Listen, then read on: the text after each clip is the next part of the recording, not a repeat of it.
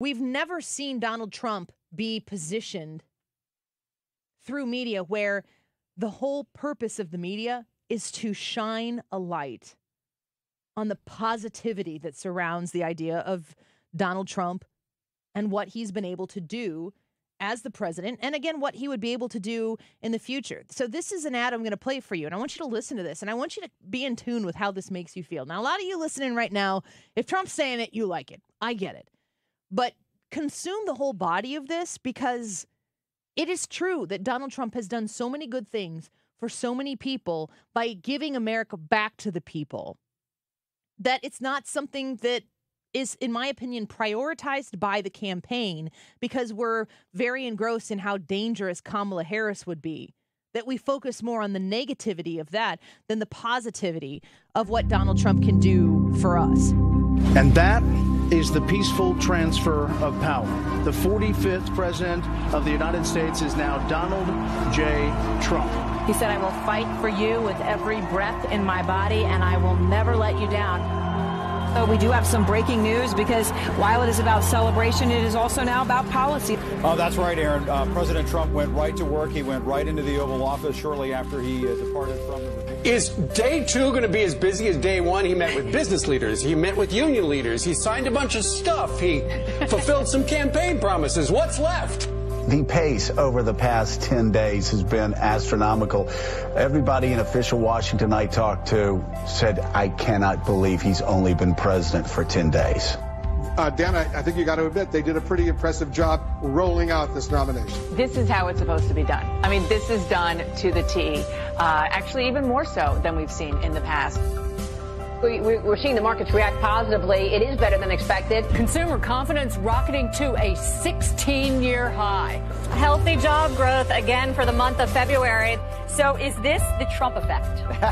Oh, I think it is. I think there's no question that employers like Donald Trump a lot in his agenda, and I think the fact that he's just more pro-business from the previous administration. The Dow still nearing all-time highs, just finishing the longest quarterly winning streak in 10 years. Was by far the best speech I've ever heard Donald Trump give. It was one of the best speeches in that setting I've ever heard any president give. He's repairing relationships with Egypt as well as with Saudi Arabia and the Gulf states.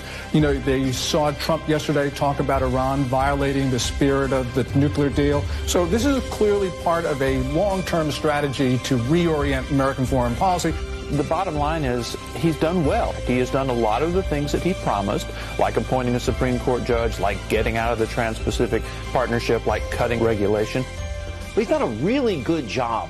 Well, he's pretty close to perfect, Sean. Pretty close. I'm serious. He has done more than any president in recent history, certainly in the last half century, in the first 98 days of his presidency.